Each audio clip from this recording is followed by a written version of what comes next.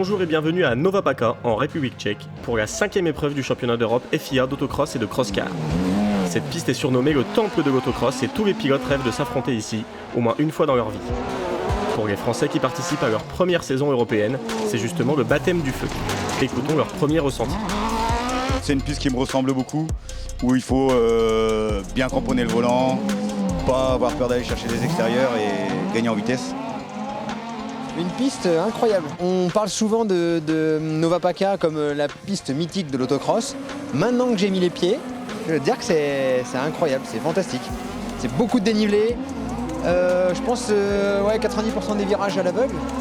Et du virage, en plus on a un dévers qui n'est pas tout le temps dans le bon sens. Alors c'est fantastique, c'est incroyable pour nous. On délaisse dans des descentes, c'est vraiment magnifique quoi. C'est la première fois moi personnellement que je roule sur une piste comme ça. Nova Pača c'est un rêve, ça fait longtemps que j'ai envie de la faire et je me suis dit je la ferai un jour et l'occasion c'est faite. J'ai réussi à me faire emmener la machine, je suis sous la structure de la team Feuillade qui m'aide beaucoup, donc c'était l'occasion de la faire. Je suis parfait dans ma voiture. Il faut juste maintenant dire que là la piste elle se défonce énormément et point de vue rigidité voiture et bien sûr suspension, il faut y travailler maintenant. Là j'avais jamais vu ça donc il faut que je m'y mette. Maintenant je suis hyper content de la performance pure de l'auto et du travail qui a été fait là par toute mon équipe, c'est cool. Pour les cross-cars, ça commence à être compliqué parce que nous on a des petits trous, donc on talonne beaucoup par rapport à l'autocross, mais franchement c'est super bien. C'est vraiment intéressant, il faut trouver les bonnes lignes pour faire la différence, pour que le kart se comporte bien aussi dans les trous. Et c'est une piste très très exigeante. Elles sont pas toutes comme ça, heureusement pour la mécanique que ça souffre un petit peu. Mais c'est bien d'avoir des circuits comme ça qui sont vraiment différents des autres circuits. C'est parti pour la première finale avec les cross-cars et avec pas moins de 5 pilotes français sur 10 participants. Meilleur départ depuis l'intérieur pour Valentin Comte et son châssis Rapace. David Mea se place deuxième avec son TN11, suivi du pilote luxembourgeois Bob Shannon sur un autre châssis Rapace.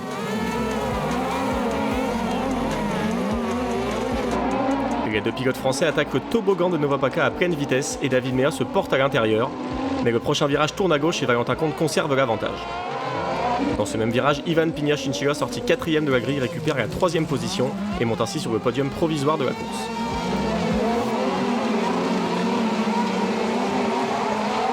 Pour compléter le top 5, on retrouve un certain Olivier Barré, pilote français vainqueur de l'épreuve précédente en Allemagne à Matschenberg.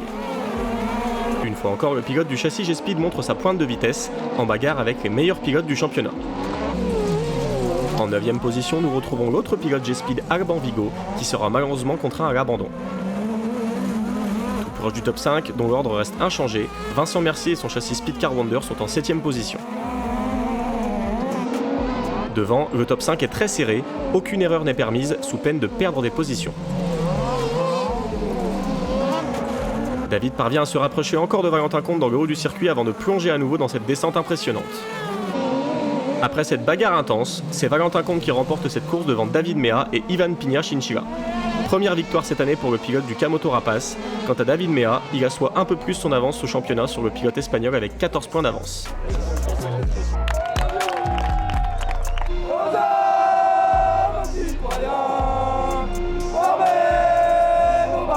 On prend les gros points en manche, les 10 points de la manche. Et en finale on termine deuxième, même si j'aurais préféré conclure avec la victoire ici sur ce mythique circuit de Nova Pača, mais c'est un très bon résultat pour le championnat. On a vraiment bien travaillé avec toute l'équipe, on a pu remonter pas mal d'infos pour les prochaines courses, donc c'est bon augure aussi. En junior buggy, un week-end très compliqué pour le français Malone Feuillade. Si tout avait bien démarré le samedi avec de bons chronos et la victoire de sa première manche, il subit ensuite coup sur coup plusieurs casses mécaniques, l'entraînant loin sur la grille. Il tentera plusieurs belles remontées, mais ne parvient malheureusement pas à se qualifier en finale.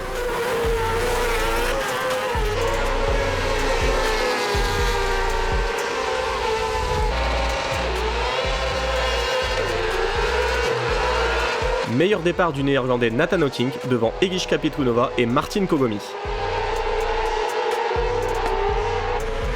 Ces jeunes pilotes n'ont pas froid aux yeux et sont déjà à l'attaque sur cette piste si particulière et exigeante.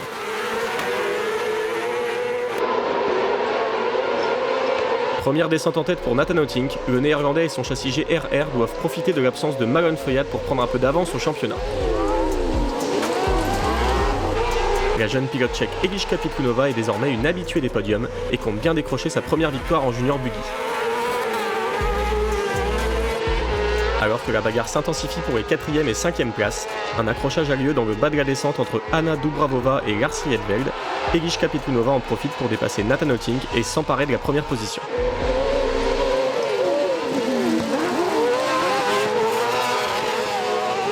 Derrière Pikunová et O'Tink, on retrouve le Tchèque Martin Kogomi, solidement installé en 3e position avec son châssis Alfa Racing.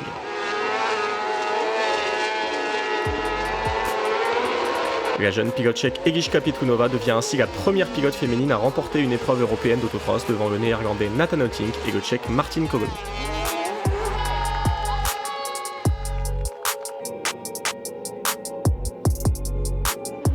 En buggy 1600, Simon Rivière participe cette année à plusieurs courses du championnat. Sur l'épreuve de Nova PACA, il s'est fixé de nombreux objectifs pour se challenger face à la concurrence et mesurer ses capacités. Enfin, c'est vraiment le temple de l'autocross, on peut le dire, parce que c'est hors norme. Je m'attendais à ça, je m'attendais surtout à ce que ce soit plus impressionnant et un peu moins technique. En fait, c'est l'inverse, c'est quand on est dans le buggy, on se fait vite au dénivelé, tout ça. Par contre, la technicité de la piste est assez folle et on peut vite perdre du temps. Et on voit que les Tchèques qui sont là depuis quelques années, ou les Allemands, ils sont plus vite que nous tout de suite.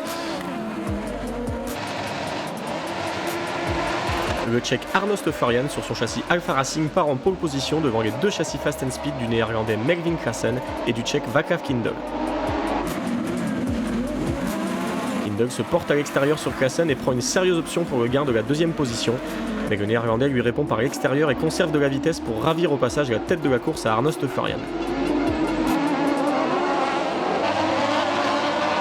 Les pilotes sont encore très regroupés à l'issue du premier tour et se lancent tous à pleine vitesse dans la grande cuvette du départ. Un peu plus loin, on retrouve l'actuel leader du championnat, Markus Wübler sur châssis Alfa Racing. Le pilote allemand terminera cette course en 7e position. Pour sa première année en buggy 1600, Arno Stefarian comptait bien remporter cette course à la maison, mais très rapidement le néerlandais Melvin Klaassen impose sa supériorité et affiche un rythme en piste que personne ne peut suivre.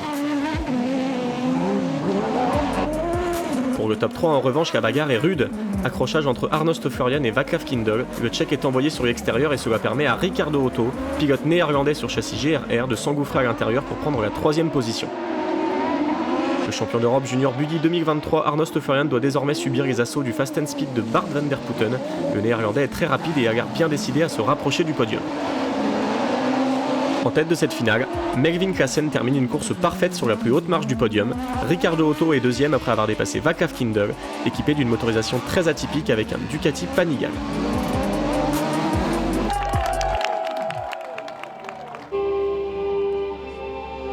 C'est complètement différent de ce qu'on a découvert en début de championnat là, car c'est une piste extrêmement accidentée, donc tout le setup de la voiture est complètement différent. On a tout changé, on a changé les suspensions, les hauteurs de caisse, les pressions de pneus pour que la voiture soit plus agréable à conduire parce qu'on a vraiment des trous. On rentre dans un trou, on voit que la moitié du buggy. J'ai jamais roulé sur une piste comme ça. Ça fait penser comme quand tu fais du motocross et que d'un coup on te dit il faut faire du supercross. J'étais complètement perdu.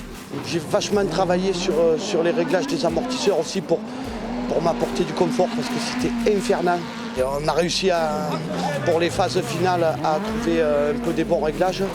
Et après ils ont bien travaillé aussi l'organisation pour essayer d'arranger le circuit au mieux parce que cette nuit il a eu un gros orage qui a vachement fragilisé le circuit et du coup ça a été infernal.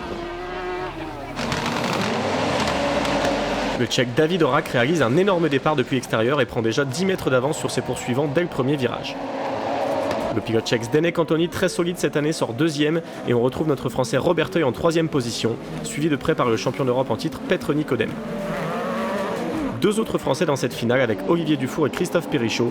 Énorme performance des pilotes français d'intégrer le top 10 du week-end ici à Nova PACA, s'illustrant parmi ce plateau si relevé. 3e ici l'année dernière, Robert Teuil est déterminé à gravir les autres marches du podium. David Horak est déjà lancé vers la victoire. Derrière, Robertoy profite de l'abandon de Zdenek Antoni pour s'emparer de la deuxième position. Petr Nikodem monte lui aussi sur le podium provisoire de cette course devant un Radek Jordak très rapide. Désormais isolé, Robert en profite pour soigner ses trajectoires et tente de remonter sur David Horak. Les premières et deuxième positions semblent figées, mais derrière on assiste à une grosse bagarre entre Tchèques. Radek Jordak se fait très pressant sur Petr Nikodem qui semble être moins rapide dans cette finale. En 6e et 7e position, on retrouve Olivier Dufour et Christophe Périchaud en bagarre pour se rapprocher du top 5 qui se regroupe de plus en plus. Le néerlandais Teun Van Asten et son châssis Alfa Racing font la jonction sur Radek Jordak et emmènent avec lui les deux pilotes français.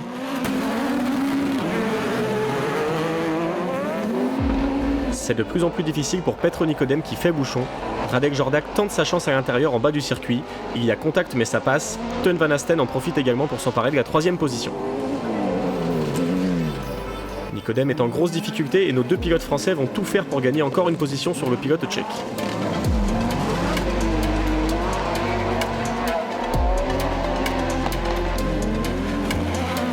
Olivier Dufour et son châssis Alfa Racing se lancent à l'extérieur dans le haut du circuit et ça passe. Le chemin s'ouvre aussi pour Christophe Périchaud qui terminera donc 6e.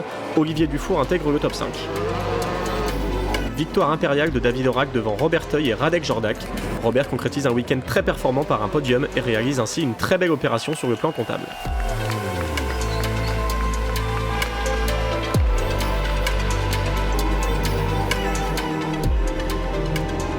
A fait un week-end complet du début à la fin. Comme j'ai dit depuis Matthiasberg, j'espère que j'ai ouvert le compteur et que maintenant voilà, on va passer des week-ends comme ça jusqu'à la fin de l'année, ça serait le top. Au championnat, là je passe 3. Le premier et deuxième, là ils n'ont pas marqué beaucoup de points sur la finale, donc ça va me faire rapprocher d'eux. Donc l'objectif c'était de se battre pour le titre. Bon, il y a encore du travail. Là, on a passé les 5 premières épreuves et il va falloir vraiment tout bien scorer tous les week-ends pour aller les faire un peu douter et les mettre en pression. Merci à toutes et à tous de nous avoir suivis. La prochaine épreuve aura lieu en France à Saint-Georges-de-Montaigu en Vendée, devant plus de 15 000 spectateurs. Un rendez-vous à ne surtout pas manquer. A très vite sur Automoto la chaîne.